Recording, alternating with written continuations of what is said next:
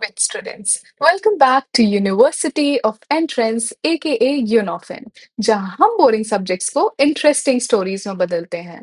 आज हम फिर लेकर आए हैं क्लास 9th हिस्ट्री का second chapter, that is the rise of socialism in Europe and the Russian revolution. ये इस चैप्टर का पार्ट 2 होने वाला है। पार्ट 1 जिसमें हमने इंट्रोडक्शन समझा था, इस चैप्टर के बारे में जिस्ट लिया था, वो हम कवर कर चुके हैं। अगर आपने नहीं देखा हो तो प्लीज उसे पहले देखें, फिर पार्ट 2 में कंटिन्यू करें।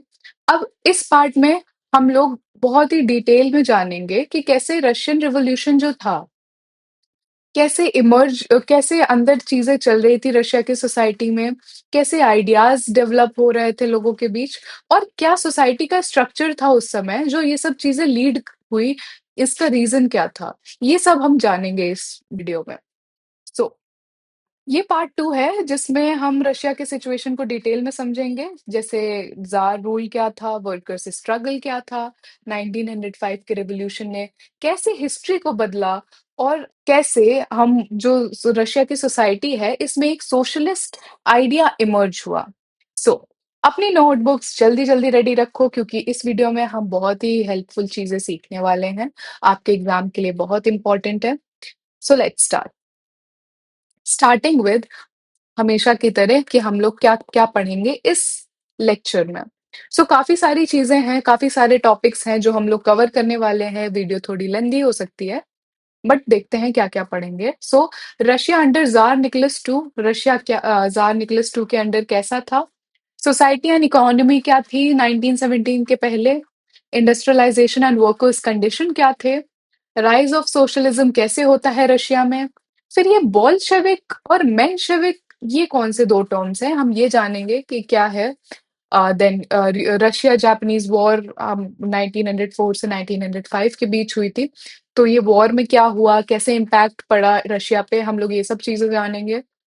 देन ब्लडी संडे क्या है और इसका नाम ब्लडी संडे ही क्यों रखा गया, और जो 1905 का जो फेमस रशियन रिवॉल्यूशन है इसमें क्या हुआ एक्चुअल में, कैसे लीड हुआ ये।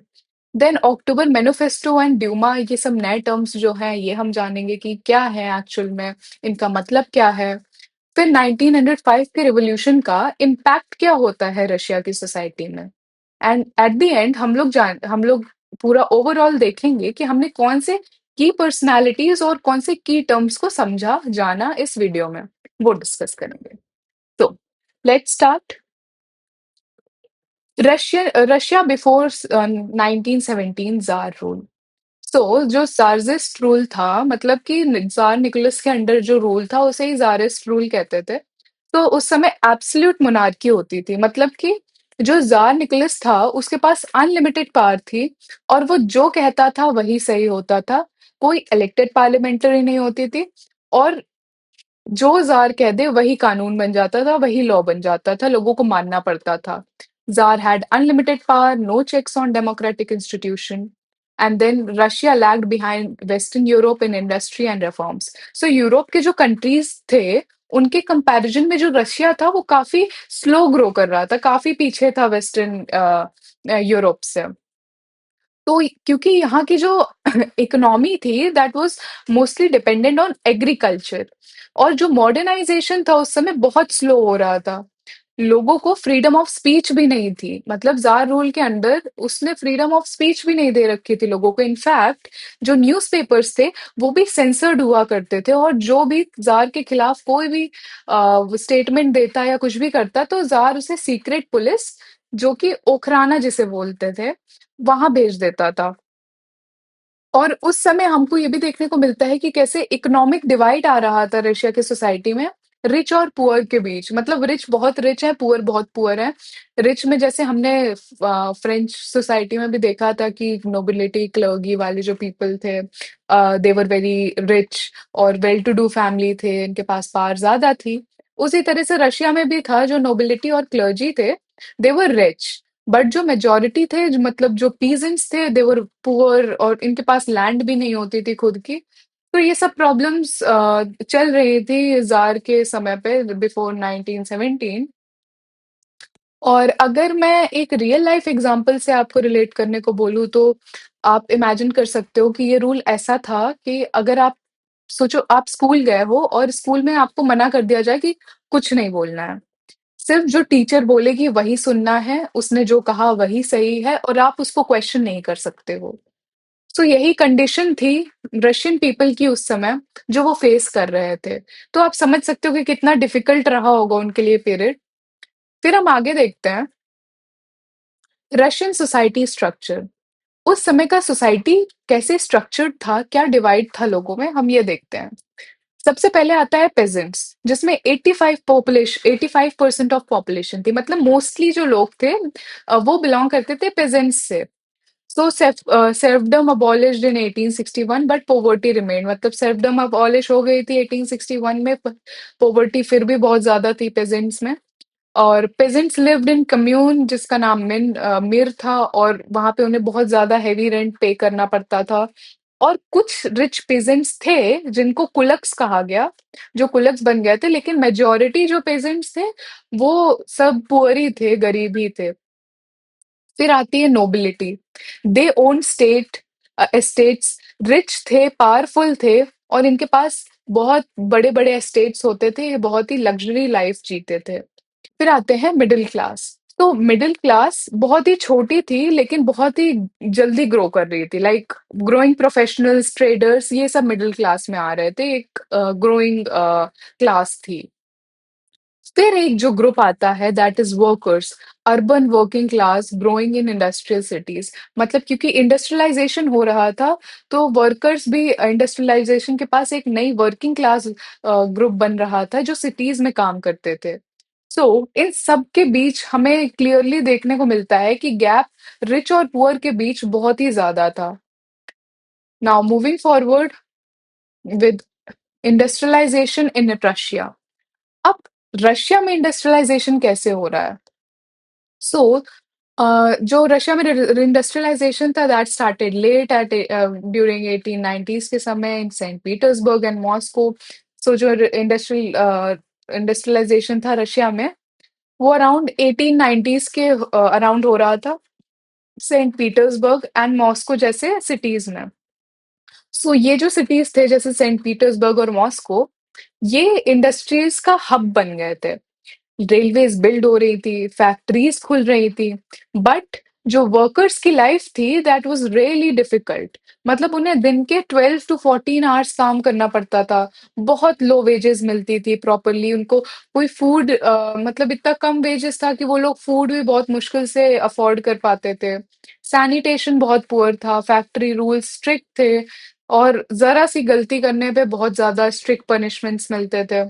देन वुमेन वर्कर्स भी वहां पे उस समय 31% हुआ करती थी वर्कफोर्स में, और उनको कम पे किया जाता था। तो ये सारी चीजें थी जो प्रॉब्लम क्रिएट कर रही थी उस समय इंडस्ट्रियलाइजेशन के समय वर्कर्स ग्रुप के बीच। तो स्ट्राइक्स और प्रोटेस्ट बहुत कॉमन हो गए थे। और अब बस इमेजिन करो कि आप पूरा दिन काम करो, मतलब पूरे दिन मेहनत करने के बाद भी आपको पैसा ना मिले, तो नेचुरली गुस्सा आएगा ही आएगा। सो यही सिचुएशन चल रही थी उस समय रशिया में। Now moving forward with workers and peasants demand. अब ये प्रॉब्लम्स थी वर्कर्स की, पेजेंट्स की, बहुत पुअर वेजेस थे, रेंट हाई था पेजेंट्स के लिए। तो ऑब्वियस सी बात है कि अब उनके कुछ वांट्स भी होंगे। तो अब हम समझते हैं कि उनकी डिमांड्स क्या थे।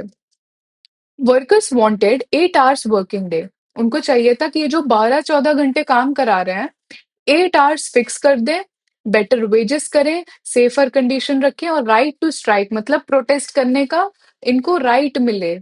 एटलीस्ट अपनी आवाज उठाएं, कभी कुछ गलत हो तो उसके अगेंस्ट प्रोटेस्ट करें। ये उनकी डिमांड थी। देन पीजेंट्स का क्या था, दे वांटेड रीडिस्ट्रीब्यूशन ऑफ लैंड, क्योंकि जो भी मेजोरिटी ऑफ लैंड थी वो या तो नोबिलिटी क्लर्जी के पास थी, नहीं तो रिच पीजेंट जो कि कुलक्स हुआ करते थे उनके पास रहती थी। तो उनको चाहिए था कि बहुत सारे लैंडलेस पीजेंट्स थे, तो they wanted redistribution of land.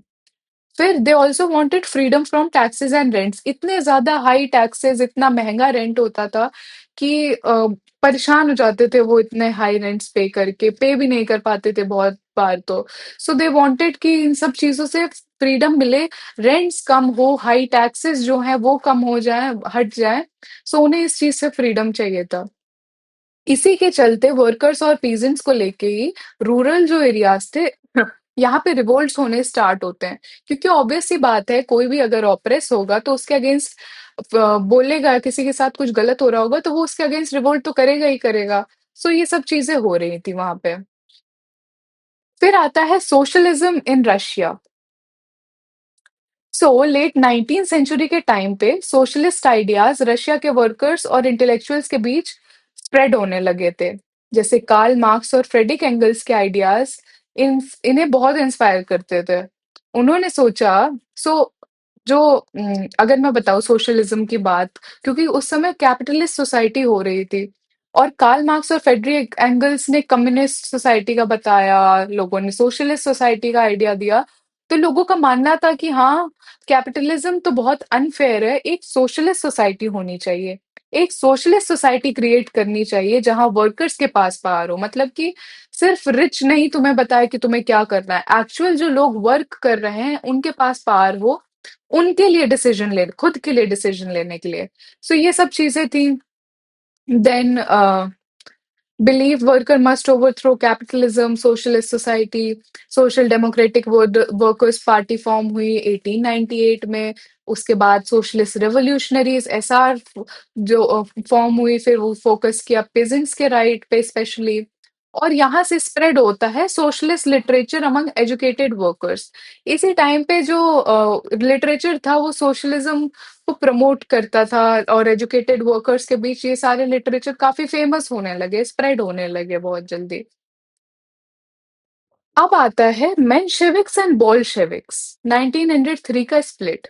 तो जो सोशलिस्ट डेमोक्रेट थे, इनमें इन ये इस पार्टी में होता है स्प्लिट। लोगों में डिवाइड आते हैं, थॉट्स में वो लोग अलग होते हैं। और यहाँ पे बनते हैं दो ग्रुप्स, एक था मेंशेविक्स का और एक था बॉल्शेविक्स का। तो जो मेंशेविक्स थी, जो मेजोरिटी पार्टी थी, मतलब मेजोरिटी लोग थे, वो मेंशेविक्स में आए थे। इनको चाहिए था ग्रेजुअल रिफॉर्म्स हो, डेमोक्रेसी के थ्रू चेंज लाना चाहते थे, रेडिकली या रिवोल्ट करके तुरंत तुरंत नहीं लाना चाहते थे, एक प्रॉपर प्रोसीजर के साथ लाना चाहते थे। और जो बॉल्शेविक्स थे स्पेशली, जो कि विच was led bye Vladimir Lenin, ये बहुत ही स्मॉल बट बहुत ही डिसिप्लिन्ड पार्टी थी। इन्हें चाहिए था कि जो भी हो रेवोल्यूशन के थ्रू हो और जल्द से जल्द हो। सो ये सब ये स्प्लिट आया था सोशल डेमोक्रेट्स में। ये दो पार्टी बनी, मेंशेविक बॉल्शेविक। फिर Bolshevik became more radical and influential among workers future में जाके। फिर है रूसो जापानीज वॉर 1904 टू 1905। फिर होती है रशिया और जापान की war. Russia for Japan over Korea and Manchuria. So Manchuria और कोरिया के लैंड के लिए लड़ाई हो रही थी, जिसमें कि रशिया, और सबको लग रहा था कि रशिया जीत जाएगी जापान से, क्योंकि जापान बहुत छोटी कंट्री है ऑफ कोर्स, बट जापान जीत जाता है। अब इस डिफीट के बाद लोग जार को एक्सपोज करने लगते हैं कि कितना वीक है, कि जो उस समय का मोनार्क था। क्वेश्चंस उठने लगेंगे, ऑब्वियस सी बात है, आप हारे हो, क्वेश्चंस होंगे। तो जार को वीक रूलर बताया गया। और सिटीजन्स बहुत ही अपने ट्रस्ट खो बैठे थे जार से। इकोनॉमिक क्राइसिस आ जाती है, फूड शॉर्टेज होने लगती है, अनएम्प्लॉयमेंट बहुत बढ़ जाती है, रेंट वेजेस टैक्सेस बहुत बढ़ जाते हैं। वेजेस तो लो रहती है, टैक्सेस बहुत बढ़ जाते हैं। और इसी के चलते लोगों के अंदर और गुस्सा भरता है, क्योंकि ऑब्वियस सी बात है, आपको खाने को नहीं हो रहा है, आपके लाइफस्टाइल बहुत खराब है कॉमन पीपल की, कुछ के पास ही सिर्फ है लग्जरी जितना भी है, तो लोगों के अंदर गुस्सा बढ़ रहा था। And that led ground for revolution. यही फिर बेस बनाता है रशिया के रेवोल्यूशन के लिए। फिर आता है ब्लडी संडे 22 जनवरी 1905। सो अब आते हैं एक शॉकिंग इंसिडेंट पर। ब्लडी संडे 22 जनवरी 1905, एक पीसफुल प्रोटेस्ट हो मार्च हो रहा था सेंट पीटर्सबर्ग में, which was led by Father Gapon. Workers ने डिमांड रखी थी कि बेटर वेजेस हो, कर शॉर्टर वर्किंग आवर्स हो और पॉलिटिकल राइट्स हो। बट इसी बीच क्या हुआ, जो जार के सोल्जर थे, उन्होंने फायरिंग स्टार्ट कर दी अनआर्म्ड पीपल पे, मतलब ऑब्वियस सी बात है, पीसफुल प्रोटेस्ट चल रहा था तो आर्म्स नहीं थे लोगों के पास, तो उन्होंने ओपन फायरिंग कर दी, जिसमें कि 100 से ज्यादा लोगों की मौत हुई, मारे गए और हजारों इंजर्ड हो गए। ये इंसिडेंट को ही आगे चल के ब्लडी संडे का नाम दिया गया। और यहाँ से ही लोगों ने जार से अपना पूरा ट्रस्ट खो दिया और रेवोल्यूशन यहाँ से स्टार्ट होता है।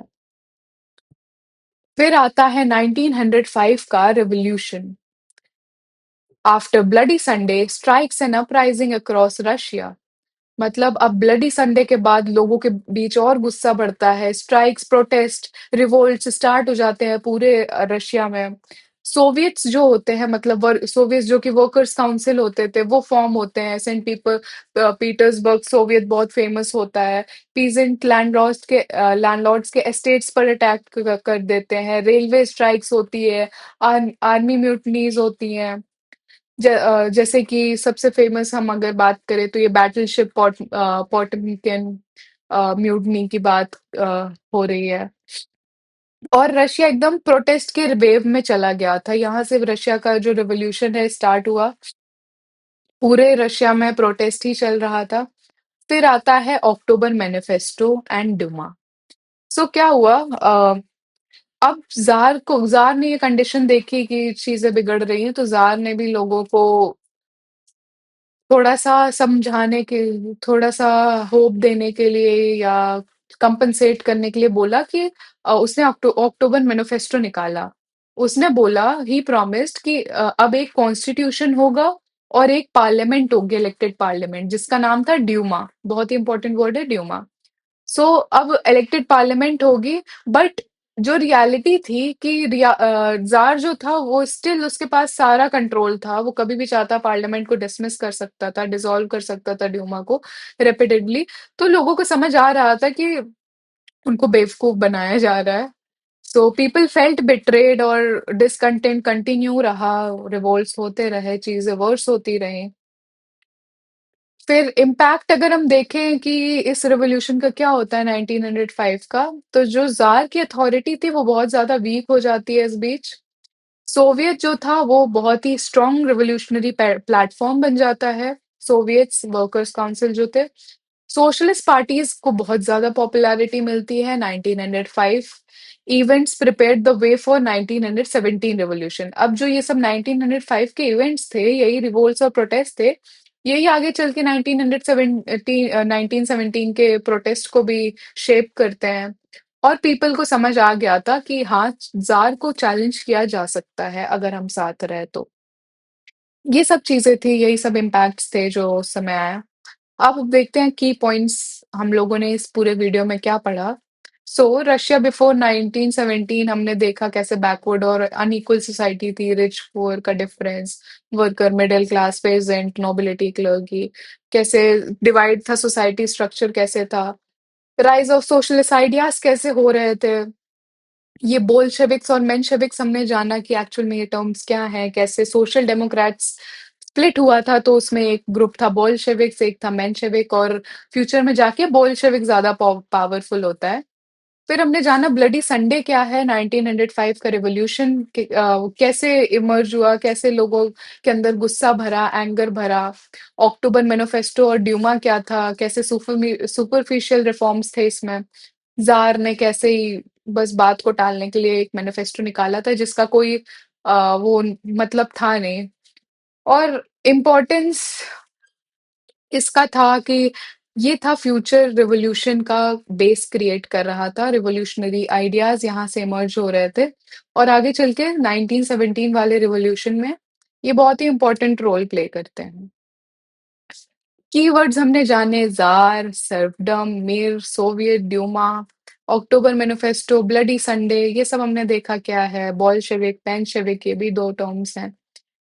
पीपल हमने जार निकोलस टू के बारे में जाना, व्लादिमीर लेनिन के बारे में जाना, मेंशेविक्स के जो लीडर थे, then Karl Marx, Friedrich Engels, Father Gapon, ये सब कौन थे, ये सब हमने जाना की पर्सनालिटीज के बारे में।